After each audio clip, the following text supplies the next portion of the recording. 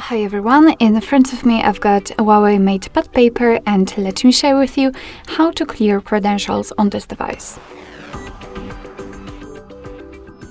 So first of all, we have to enter the settings, which should be at least in the left lower corner. Let's tap on them, and here we have to scroll down in this left section to find the security. And what happened? Let's scroll and enter security. Oh, come on. Again. All right, finally.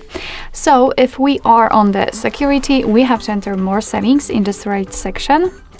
And as you can see on the third position, we've got encryption and credentials. So let's enter.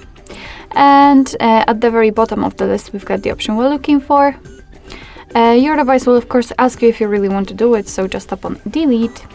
And we should receive the information that we just successfully removed credentials, but as you can see, it unfortunately will not appear, but no worries.